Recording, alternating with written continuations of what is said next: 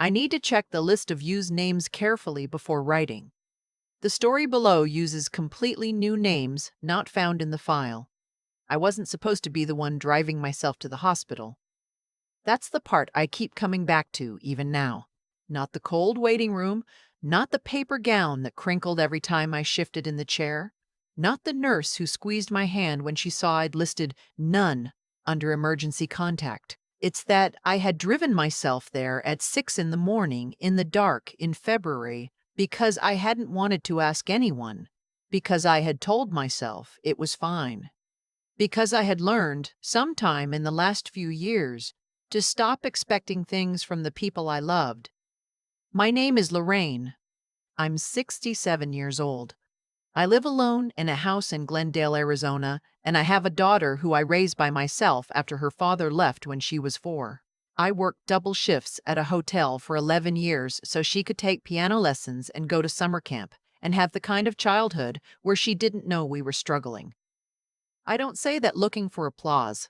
I say it because context matters, and because I want you to understand that when I tell you what happened last March, you understand who I was before it happened. My daughter's name is Kristen. She's 38, she works in marketing, and she has 2 sons, Eli, who just turned 5, and Noah, who is 2.5. I adore those boys. I adored them before they were born when Kristen called me from the hospital parking lot to say the test was positive, and she was scared. I was the one who drove 4 hours to be there when she delivered Eli. I was the one who slept on their pull-out sofa for 3 weeks after Noah was born so Kristen could recover from her C-section while her husband, Darren, went back to work. I tell you all of this not to build a case. I tell you because I need you to understand that the woman who drove herself to a cardiac procedure at 6 in the morning had not always been that woman. She had once been someone people called, someone people came to, and she had spent years trying to figure out how she had quietly become someone people called only when they needed something. The arrhythmia had started about 8 months before all of this. A flutter, my cardiologist called it. Atrial flutter.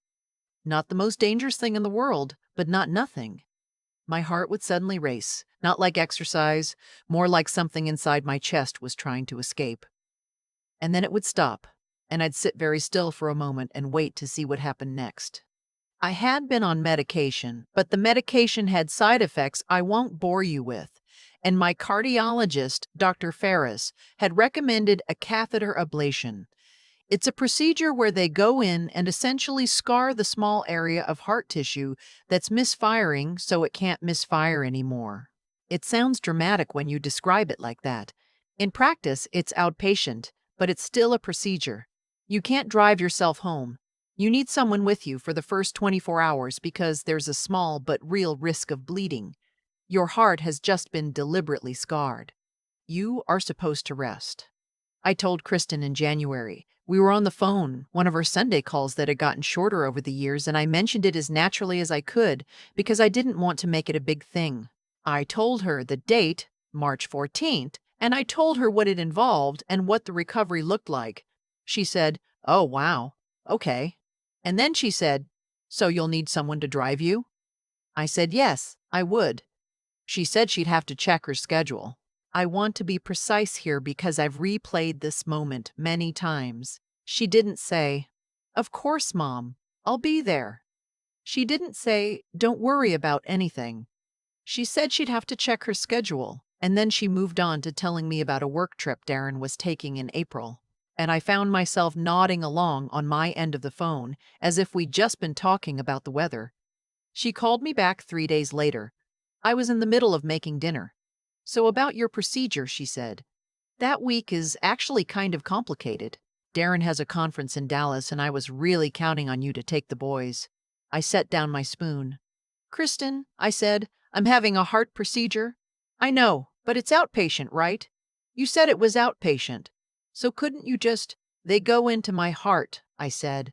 "I can't drive. I'm not supposed to be on my feet. I'm certainly not supposed to be chasing a 2-year-old. There was a pause. Not the kind where someone is thinking. The kind where someone is rearranging their argument. I just don't know what I'm supposed to do with the boys, she said. And something in me went very quiet. Not cold exactly, quiet. Like the moment before you realize something you've been not realizing for a long time. I don't know either, I said, but that's not something I can solve right now. She was not happy when we got off the phone. I had a friend, a woman named Bet Calloway, who I'd known since our kids were in elementary school together. Bet had been through a lot. Her husband had passed 2 years ago. Her own health had been up and down. But she was the kind of person who showed up. I called her the next morning. "I'll drive you," she said before I finished explaining. "Bet, it's a 6 a.m. check-in. I'll set 2 alarms," she said. "Stop making it complicated." So Bet drove me. And I want to tell you about that morning because I think it matters. It was cold and still dark when she pulled into my driveway, and she had a thermos of coffee and a breakfast sandwich from the gas station, which is not fine dining. But it was warm, and she handed it to me through the window before I'd even gotten in the car. And I thought, this is what it looks like when someone shows up for you. The procedure itself took about 2 hours. When I woke up in recovery, the first thing I saw was Bet in the chair beside me, reading a magazine with her reading glasses pushed down her nose, and she looked up and said, "You're alive. I told them you were a fighter." And I laughed, which hurt a little, but it was worth it. Kristen did not call that day. I waited. I had my phone on the tray beside the hospital bed, and I watched it the way you watch something you know isn't going to move, but you can't stop looking anyway. Bet took me home. She helped me get settled on the sofa, made me soup from a can, because that was what I had, and sat with me until 7 in the evening before she had to leave. She told me to call if anything felt wrong in the night. Kristen called the next afternoon, 29 hours after I'd gone in for a cardiac procedure. "How'd it go?" she asked. "Fine," I said, because what else do you say? "Good. So are you going to be okay for the boys on Thursday?" "Darren's flight is early." I held the phone away from my ear for a moment. I just looked at it, then I brought it back. "Kristen," I said, "I had a heart procedure yesterday." "Right, but you said it went fine." "It went fine. That doesn't mean I'm recovered. I'm not supposed to be lifting anything. I'm definitely not supposed to be lifting a 28-pound toddler." "Mom?" Her voice had that edge it gets. The one that sounds like patience but isn't. "I really need your help here. I know you do," I said, "and I love you, but I cannot watch the boys this week. I physically cannot." She hung up. Not slammed, exactly. Just ended. Like a door being closed just a little too firmly. I'd like to tell you that was the worst of it. But the worst of it came on Saturday. I'd been planning to stop by her house that weekend. Not to argue, just to see the boys, see her face, try to land on some kind of normal ground. I called ahead. No answer. I texted. Nothing. I drove over anyway because sometimes, in my family, silence means people are just busy. Their car was in the driveway. I knocked. I waited. I knocked again, longer this time. Nothing. I tried the doorbell. I could hear it ring inside. I could hear, faintly, the sound of the television and Noah's voice saying something I couldn't make out. They were home. She knew it was me, and she did not come to the door. I stood on that porch for probably 2 minutes, which doesn't sound like a long time until you're living it. I stood there and I looked at the door I had painted with Kristen's father the summer we bought this house for her when she and Darren were first married. Dark green. Her choice. I had driven to 4 different hardware stores to find the exact shade. Then I walked back to my car, and I sat in the driveway for a moment, and I drove home. I didn't cry until I got inside. And then I cried for a long time. Not from sadness exactly, or not only from sadness, from something that felt more like recognition, like a picture coming into focus that you'd been holding at the wrong angle for years. That night, I sat at my kitchen table with a cup of tea, and I thought about the last 4 years, the $14,000 I'd given them when the pandemic hit and Darren's hours were cut. I had given it as a gift, not a loan, because I didn't want them to feel obligated, and because If I'm being honest, I'd wanted to be needed. I'd wanted to matter. I'd wanted to matter. I'd told myself that's what you do for your children. The 6 months I'd come over every Tuesday and Thursday to watch Eli so Kristen could go back to work part-time after her maternity leave. I'd reorganized my entire week around those 2 days. I hadn't charged anything, because charging your daughter to watch your grandchild had seemed wrong to me at the time.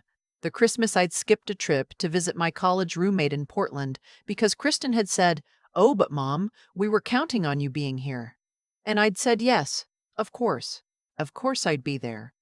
I thought about all of it. Not to be bitter, but to be honest. To let myself see it clearly for the first time. The giving had always been easy. What I hadn't understood, until I sat on that porch listening to my grandson's voice through a door that would not open, was that I had never once been given the same thing in return. Not really. Not the thing that mattered, which wasn't money or time, but simply being considered, being someone whose needs were factored in, being someone whose heart, literal or otherwise, was worth showing up for. I called my son that night. His name is Aaron, and he lives in Oregon with his wife, and they don't have children, and I'll be honest, we've never been as close as Kristen and I were.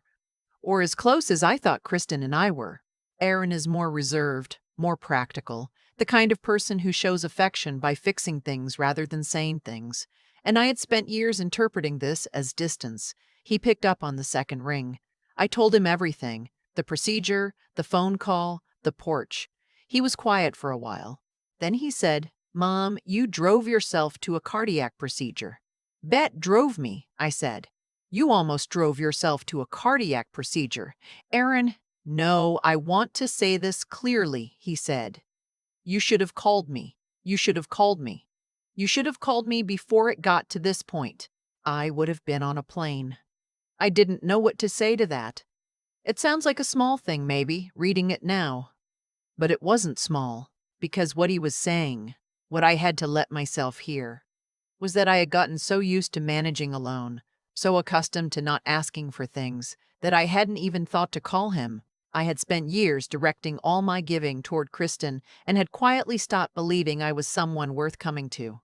Aaron flew out the following weekend. He stayed for 4 days. He cleaned my gutters, which had been a problem since October, and he made pasta from scratch, which I didn't know he knew how to do. And we watched old movies and talked more than we had in probably 10 years. On his last night, we sat on the back porch and he said, "What are you going to do about Kristen?" "I've been thinking about that all week." "I'm not going to chase her," I said. "I'm done knocking on doors that won't open." He nodded. He didn't push. "The financial piece is awkward to talk about, but I think it needs to be said. I have a modest retirement.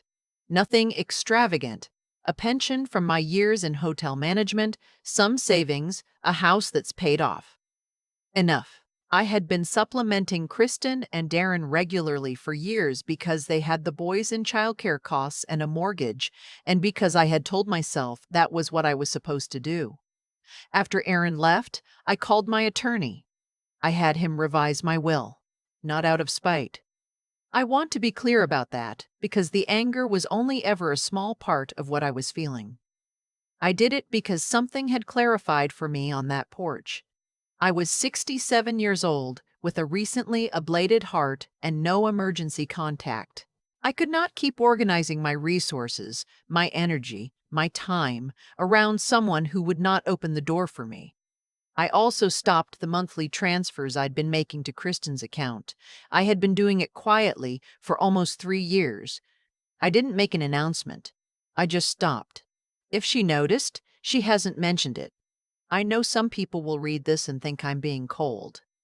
I've thought that about myself, but I've also come to understand that withholding yourself from someone is not the same as punishing them. Sometimes it's just honesty.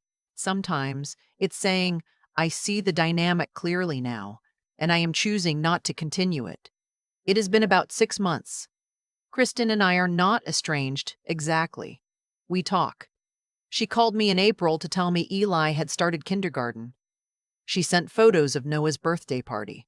The calls are shorter now, and the silences in them are different, less like comfortable quiet and more like something we're both navigating carefully. She has not apologized.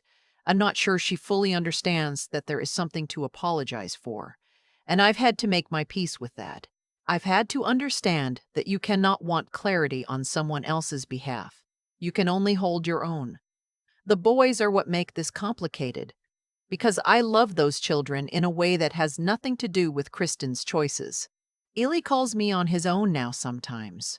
Kristen lets him use her phone, and he tells me about his teacher and the class hamster and a boy named Reed, who he is not sure yet if he likes. Noah still calls me Amma, which is what he called me when he was first learning to talk and couldn't manage Grandma. I hope he always calls me that. I've been thinking a lot in these months about what it means to love someone who takes you for granted, whether love can survive that kind of seeing, the moment when you stop believing your own story about the relationship and start seeing the actual one. I don't have a clean answer. I still love my daughter. I still hope, in the way that you can hope for something without needing it, that she'll understand someday what that porch felt like. That she'll teach her boys something different. That Eli will never make his own mother stand outside a closed door. What I do have, and this is new, and I'm still getting used to it, is a kind of peace about my own life that I didn't have before. I go to my cardiologist appointments. I have lunch with Bet on Wednesdays. Aaron calls every Sunday now, real calls, longer than before. I planted a garden this spring. Nothing ambitious, tomatoes, some herbs, zucchini that is already getting out of control. I eat dinner on my back porch in the evenings and watch the sky go that particular color. It turns in Arizona in June, pink behind the mountains, and I let myself feel grateful for what I have. I did not expect, at 67, to be learning how to ask for things. I did not expect to be learning that my needs are real and that admitting they are real is not weakness, and that the people who show up for you, the Bets, the Aarons, the people who drive you to the hospital at 6 in the morning with a gas station breakfast sandwich and 2 alarm clocks, those people are not supplements to the main event. They are the main event. I knocked on that door and it didn't open. And I walked back to my car and I drove home. And I'm still here. And I'm still standing. That has to mean something. I've decided to let it mean everything. I've spent a lot of time thinking about cause and effect since all of this happened. Not in a dramatic way. Just quietly. The way you do when you're sitting on your back porch, watching the sky go pink, and you finally have enough stillness to think clearly. What I've come to understand is that the way people treat you is rarely random. It is almost always the result of something you have, slowly, without meaning to, taught them. I taught Kristen over 38 years that I would always come through, that my schedule was flexible, that my needs were negotiable, that I would find a way. I taught her that so well that when I finally said I couldn't, she genuinely didn't believe me. That's not entirely her failure. Some of it is mine. That's the hardest thing to sit with. Not the door that didn't open. Not the 29 hours before she called. The harder thing is recognizing that I had spent decades making myself so available, so selfless, so eager to be needed, that I had accidentally made myself invisible. You can love someone so completely that you disappear inside that love. I did that, and I have to own it. But here's what I also know. The moment I stopped, the moment I said no and meant it, the moment I walked back to my car and drove home instead of sitting in that driveway waiting for the door to open, something shifted. Not dramatically, just quietly, like a room that's been stuffy for years and someone finally cracks a window. Bet drove me to that hospital at 6 in the morning with a gas station sandwich and 2 alarm clocks. Aaron flew across the country 4 days after I called him. Neither of them needed me to have done anything in particular to earn that. They came because that is who they are and because I let them. That second part matters more than I realized. Letting people show up for you is its own kind of courage. I had been so practiced at not needing anything that I had nearly missed the people who wanted to give. There is something about reaching your late 60s that clarifies things. You start to understand that your time and your energy are not infinite, and that spending them on relationships that only flow one direction is not generosity. It is a slow loss of yourself. Real generosity requires that both people in a relationship remain whole. The moment one person's wholeness depends on the other person's sacrifice, something has gone wrong. I am not a bitter woman. I want to be clear about that. I love my daughter. I love my grandsons with everything I have. I hope the distance between Kristen and me shrinks over time. I hope she figures out on her own, in her own time, what she couldn't see that March. But I cannot wait for her understanding before I allow myself to live. Lorraine, at 67, planted a garden. Lorraine ate dinner on her porch and watched the mountains and let herself be peaceful. That is not a small thing. After years of measuring my worth by what I gave, I am learning to measure it by how fully I inhabit my own life. That door didn't open, and I walked back to my car, and I drove home. And that drive home was the first mile of something new.